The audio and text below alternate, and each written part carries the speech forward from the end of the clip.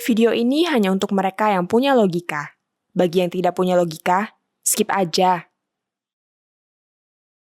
Selama ini ada penyesatan pandangan bahwa Tionghoa adalah pengkhianat bangsa Indonesia.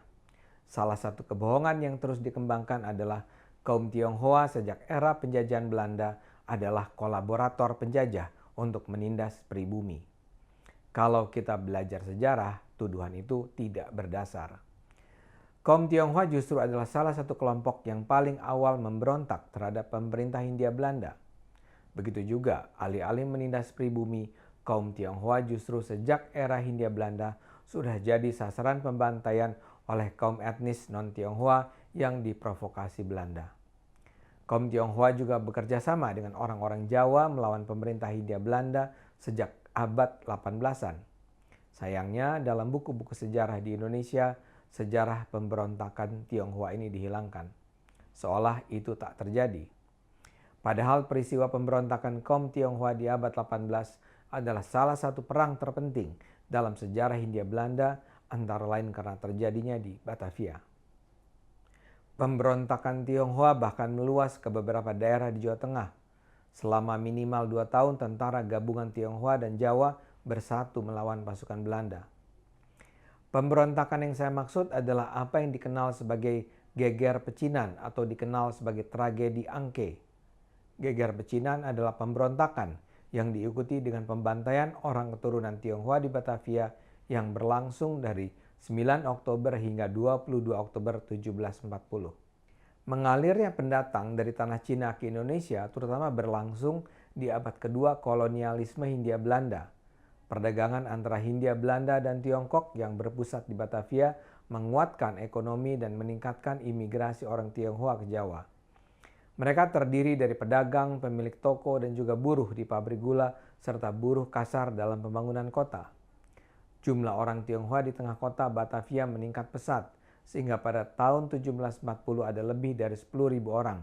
Ribuan lagi tinggal di luar batas kota. Meningkatnya jumlah warga Tionghoa dan menguatnya posisi ekonomi mereka menimbulkan ketidaknyamanan penduduk Betawi dan juga pemerintah Hindia Belanda. Bahkan ketika ada epidemi malaria yang menewaskan ribuan orang, orang-orang Tionghoa turut dijadikan kambing hitam. Kondisi semakin memburuk ketika di pertengahan abad 18, harga gula di pasar dunia merosot tajam. Yang terkena secara langsung adalah pabrik-pabrik gula di Jawa. Pabrik-pabrik tersebut harus memberhentikan para buruh termasuk buruh keturunan Cina. Pimpinan Hindia Belanda saat itu, Gubernur Jenderal Adrian Falkenir, memutuskan untuk mendeportasi sebagian orang-orang Tionghoa. Pemerintah memulangkan orang-orang Tionghoa ke negara asal atau memindahkan mereka ke negara jajahan Belanda yang lain. Pada Juli 1740 diputuskan pemindahan besar-besaran warga Tionghoa ini. Warga keturunan Tionghoa yang kaya diperas penguasa Belanda yang mengancam mereka dengan deportasi. Ada pula desas-desus bahwa orang yang tidak deportasi tidak pernah sampai ke tempat tujuan, tapi justru dibuang ke laut, atau bahwa mereka mati saat membuat kerusuhan di kapal. Ancaman deportasi ini membuat orang Tionghoa resah, dan banyak buruh Tionghoa meninggalkan pekerjaan mereka. Kondisi inilah yang mendorong lahirnya pemberontakan kaum Tionghoa. Dengan menggunakan senjata buatan sendiri, kelompok buruh pabrik gula menyerang tentara Belanda, menjarah dan membakar pabrik. Akibat serangan-serangan ini, 50 tentara Belanda tewas. Pemberontakan ini kemudian dihadapi tanpa kompromi. Belanda menurunkan pasukan terdiri dari 1.800 orang untuk menghentikan pemberontakan. Serangan dimulai dengan penyitaan senjata dan alat tajam yang dimiliki warga Tionghoa di Batavia. Dalam keadaan tak memiliki senjata, dengan mudah kaum Tionghoa menjadi korban. Belanda juga menyebarkan hoaks bahwa orang-orang Tionghoa mengancam etnik-etnik lain yang berdiam di Betawi. Belanda tahu bahwa penduduk pribumi di Batavia cemburu dengan keberhasilan para pedagang Tionghoa. Penduduk pribumi melihat kaum pendatang dari Cina ini jauh lebih sukses dari mereka dan menguasai perekonomian. Kesenjangan kaya miskin ini mendorong lahirnya kecurigaan dan kebencian terhadap kaum Tionghoa. Seperti yang juga terjadi sekarang ini, sebenarnya mayoritas orang Tionghoa tidaklah kaya. Sebagian besar orang Tionghoa adalah buruh pabrik gula, buruh kasar dalam pembangunan kota, dan pedagang biasa. Tapi keberhasilan segelintir pengusaha Tionghoa kaya menyebabkan warga Betawi membenci mereka. Ketika itu di Betawi terdapat komunitas-komunitas Bali, Sulawesi, dan Bugis. Sebagian dari mereka menjadi bagian dari pasukan lokal yang bekerja untuk pemerintah Belanda. Kepada kelompok-kelompok pribumi ini disebarkan fitnah bahwa orang Tionghoa berencana membunuh atau memerkosa orang pribumi atau menjadikan mereka sebagai budak. Akibatnya ketika terjadi ketegangan antara kaum Tionghoa dan Belanda, mereka ikut membakar rumah-rumah orang Tionghoa. Kaum Tionghoa diserang dari dua kelompok besar, VOC Belanda dan penduduk non-Tionghoa. Yang terjadi kemudian adalah pembantaian massal dalam arti sesungguhnya. Tentara Belanda bukan saja mencari dan menyerang pemberontak, tapi juga dan terutama rakyat biasa. Pemerintah seperti ingin memberi pelajaran bahwa kalau kaum Tionghoa berani macam-macam, semua orang Tionghoa akan menerima akibatnya. Tentara Belanda menembakkan meriam ke arah rumah-rumah orang Tionghoa sehingga rumah-rumah tersebut terbakar. Banyak yang tewas di dalam rumah mereka, sementara yang lainnya ditembak saat keluar dari rumah. Yang berhasil lari dan mencapai kanal dibunuh oleh pasukan Belanda yang menunggu di perahu kecil. Sebagian tentara Belanda lainnya mendatangi rumah-rumah yang sedang terbakar, mencari dan membunuh orang Tionghoa yang masih hidup. Para pasien Tionghoa dalam rumah sakit dibawa keluar dan dibunuh. Pembantaian terjadi selama berhari-hari. Pemerintah bahkan menentukan bahwa setiap orang yang membawa kepala orang Tionghoa akan memperoleh hadiah. Ini dilakukan agar warga suku lain ikut membantai orang Tionghoa. Akibatnya orang Tionghoa yang selamat dari serangan pertama mulai dicari untuk dibunuh para pemburu hadiah. Perang terjadi di dalam dan di luar kota Batavia.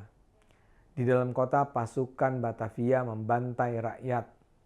Di luar Batavia terjadi peperangan dengan para pemberontak Tionghoa sesungguhnya.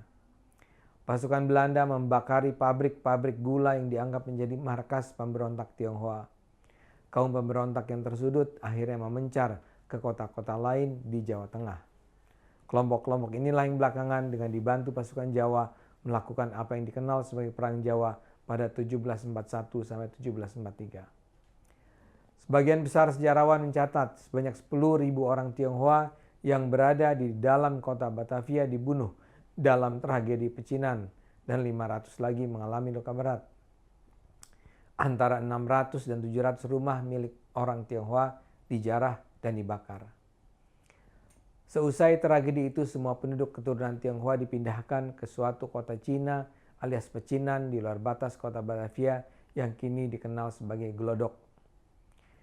Ini membuat orang Belanda lebih mudah mengawasi orang Tionghoa.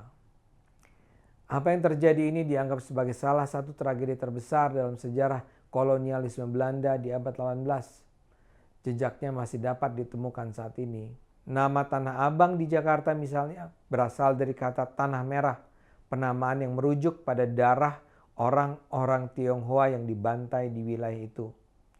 Begitu juga nama Rawa Bangke dan Kali Angke yang diduga merujuk pada kata bangkai orang-orang Tionghoa yang terbunuh di sana.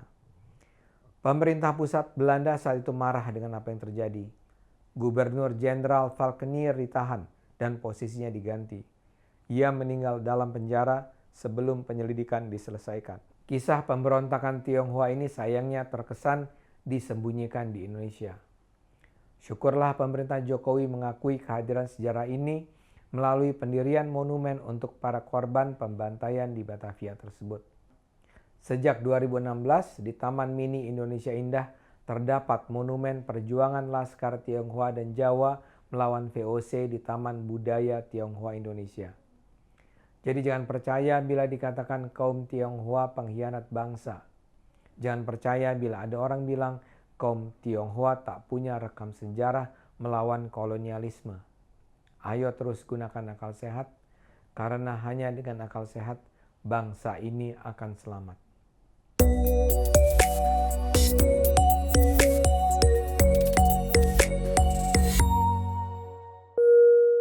Video ini hanya untuk mereka yang punya logika. Bagi yang tidak punya logika, skip aja.